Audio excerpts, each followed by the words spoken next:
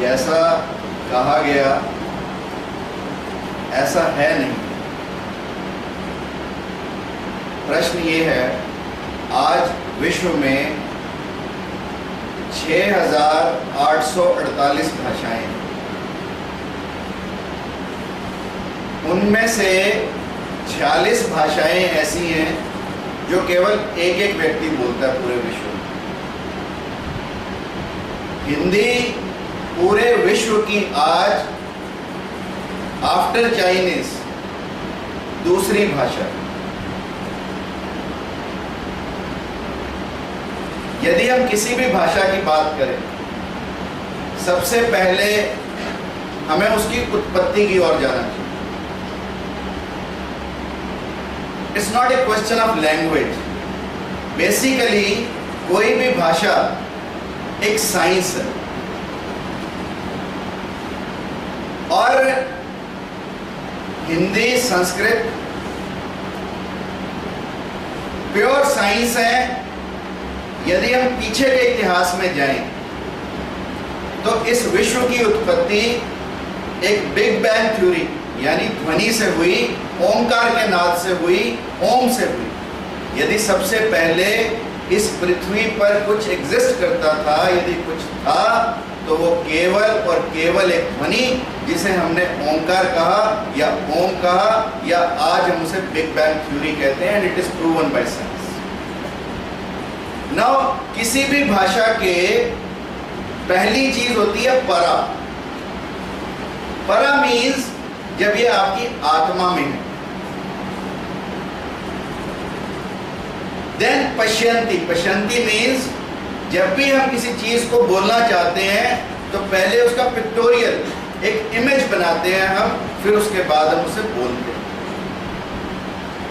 उसके बाद आती है मध्यमा और फिर बैटरी। यानी एक चीज हमारी आत्मा से चली, फिर उसका हृदय में थोड़ा बुदबुद हुआ, फिर हमारे कंठ तक आई, और फिर कंठ से हमने उसे बाहर निकाला, हमारे होठों से बाहर निकाला। अब आप हिंदी में जाएं, हिंदी की साइंस समझाते हैं। क ख ग घ ये, यानी ये कंठ से है। का के बाद च छ ज झ, यानी ये तालु से। ड ढ ड ढ सॉफ्ट पैलेट यानी मूर्धन्य है। फिर उसके बाद जीभ दंत, दंत से लगते हैं, क च ट। फिर उसके बाद ता थ द ध न, यानी हमारे दांत लगते हैं उनके से, दंत कहा हमने। और फिर हमने कहा प फ ब भ, यानी हमने ओष्ठ, होंठ कहे। मीनिंग देयर बाय दैट जो हमारे एंसेस्टर्स थे या जिन लोगों ने इस भाषा की शुरुआत की, हमारे यहाँ पर यह माना जाता है कि देवताओं ने इंद्र से प्रार्थना की कि जो कुछ भी हम बोलते हैं उसको लिपिबद्ध नहीं हम कर पाए, तो तब इंद्र ने वायु की मदद से पूरे का पूरा एक हमारे यहाँ पे पूरे का पूरा पुराण है जिसमें आप पाएंगे कि इंद्र ने वायु की मदद से शब्दों का उत्पत्ति की। और वो शब्द जो मैंने आपको जैसे कहे, पूरे के पूरे बॉडी के साथ, बॉडी की एनाटॉमी के साथ, फिनेटिक्स के साथ, हर चीज मेल खाती है उसके साथ। यानी जब हम अपनी भाषा के साथ जुड़ते हैं तो हम अपनी आत्मा के साथ जुड़ते हैं।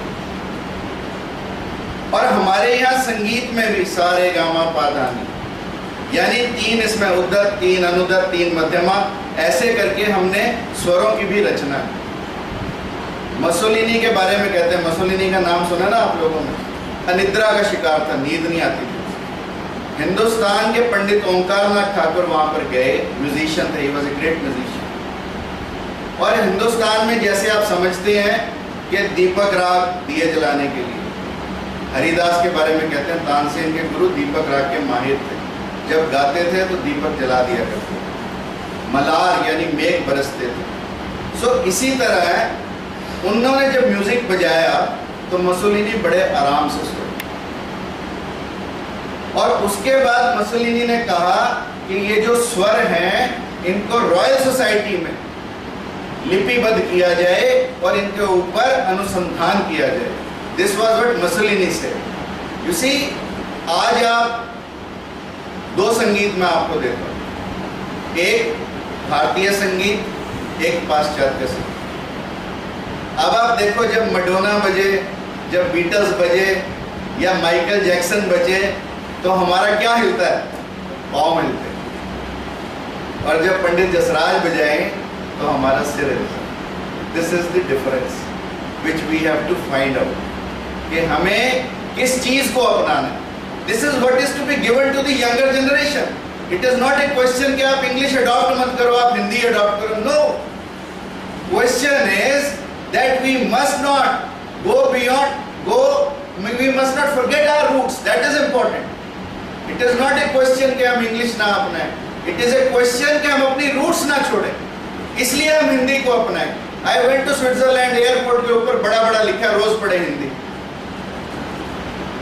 You see, आज वेब पे, पोर्टल्स में, कंप्यूटर मार्केट में सबसे ज्यादा अगर कोई लैंग्वेज डिमांड में है तो it is Hindi. The maximum research is being done on Hindi. So the situation is not bleak. जब हिंदुस्तान आजाद हुआ तो हिंदी 5वें स्थान पर थी. आज हिंदी का आफ्टर चाइनीज दूसरा स्थान है. That means even as a market force, people are using Hindi. आज भी हिंदुस्तान में कितने % लोग इंग्लिश को जानते हैं और कितने % लोग हिंदी को जानते हैं? Just compare, you will get the answer. So things are not that bleak. ऐसा नहीं है कि हिंदी दिवस है, हिंदी को हिंदी, नो, ऐसा नहीं है. हम हिंदी की वैज्ञानिकता को समझे, हम हिंदी की मूल को समझे, रूट्स को समझे, तो हमें आंसर अपने आप मिल जाएगा. और हिंदी क्यों अपनाएं? मैं आपको एक उदाहरण देता हूँ which you can pass on to the younger generation. Aurobindo Ashram है हमारे यहाँ पौंडीचेरी में, श्री माँ है वहाँ. अरविंदो के बाद श्री माँ ने take over. Now she did an experiment. उन्होंने 2 तरह के बीज लगाए, एक ही क्वालिटी के, एक ही मिट्टी में, और एक को सिर्फ उन्होंने जो उनका पोषण था वो अलग ढंग से किया कि एक जहाँ पर पौधे लगे थे उन पर पाश्चात्य संगीत बजाया और एक जो पौधे लगे थे उन पर हिंदी का संगीत बजाया. Now what was the difference in the outcome? जो आउटकम में डिफरेंस था, ये जो पाश्चात्य संगीत सुनकर पेड़ पौधे बड़े हुए वो व्यवस्थित नहीं थे, संतुलित नहीं थे. उनके पत्ते कटे फटे थे, तने टेढ़े मेढ़े थे. और जो हिंदुस्तानी संगीत सुनकर बड़े हुए वो बड़े व्यवस्थित ढंग से पौधे बड़े हुए. जैसा पौधा हमें चाहिए था वैसा बड़ा हुआ. नाउ दिस एक्सपेरिमेंट प्रूव्स कि किसका साउंड एनर्जी का इफेक्ट ज्यादा है. This whole world is based upon energy. And believe me, जितने भी हमारे ऋषि मुनि थे, जितने भी हमारे मंत्र बने, जितने भी हमारे आगे चीजें लिखी गई, सब की सब साउंड एनर्जी पर बेस्ड थी. अगर आप कुछ भी लाइव देखना चाहते हो, यू गो टू बद्रीनाथ. सुबह की पूजा होती है, मंत्रों का उच्चारण. आप उसमें जाकर थोड़ी देर बैठ जाए, just sit there for half an our.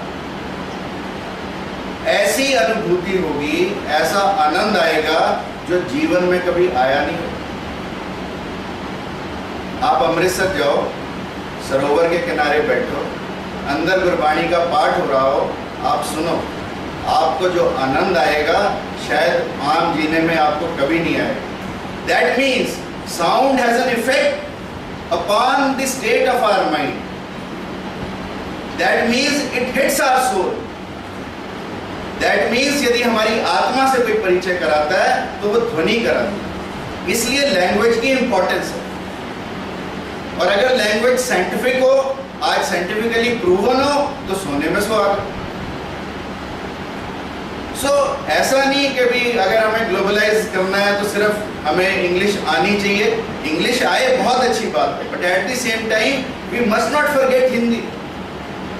आज पूरे विश्व में America is spending 18,000 crores just to translate our Vedas. That means there was some power embedded in Vedas. आज जैसा डॉक्टर यादव ने कहा, सारे विश्व के विश्वविद्यालयों में हिंदी पर अनुसंधान हो रहे हैं। Why? That means they have found something in Hindi. और वो समथिंग क्या है? आज अगर आपने किसी आदमी के व्यक्तित्व के बारे में जानना हो, कालिदास जी के बारे के समय की एक घटना बताते हैं कि एक व्यक्ति आया, क्योंकि बाकी चीजें हमें सिर्फ ऊपर ऊपर से ग्रो कर सकती हैं, जो हमारी मूल चीजें हैं वो हमारे मूल तत्व से हमें जोड़ती हैं। एक व्यक्ति आया और वो बहुत भाषाओं का जानकार था। उसने कहा कि यदि कोई मेरी मातृभाषा बता देगा तो मैं उसे इनाम दूंगा, और यदि ना बता पाया तो उसे मृत्युदंड दिया। कोई नहीं आया। अंततः कालिदास का नंबर आया। कालिदास उसके साथ ऊपर से उतरे राजमहल से। सीढ़ियां उतरते उतरते कालिदास ने उसे धक्का दे दिया, और जैसे ही वो व्यक्ति गिरा, उसने जैसे ही उसे गाली दी तो वो गाली से मातृभाषा कालिदास ने उसकी जान ली। यानी जब हम किसी चीज की, चाहे वो क्रोध की गहराई हो, चाहे वो प्रेम की गहराई हो, जब हम किसी चीज की गहराई में जाते हैं तो अपने मूल से जुड़ते हैं, और अपने मूल से हमें कौन जोड़ता है? हमारी भाषा। So this is very important to understand. अगर हम इस चीज को अंडरस्टैंड करेंगे, हिंदी के अच्छी अच्छी बातों को ध्यान में देंगे, हिंदी का मूल कैसे हुआ, हिंदी की उत्पत्ति कैसे हुई, हिंदी का साइंस के साथ क्या संबंध है, वैज्ञानिक आधार क्या है, यदि हम इन सब बातों को समझने की कोशिश करेंगे तो हम गर्व से कहेंगे कि हम हिंदी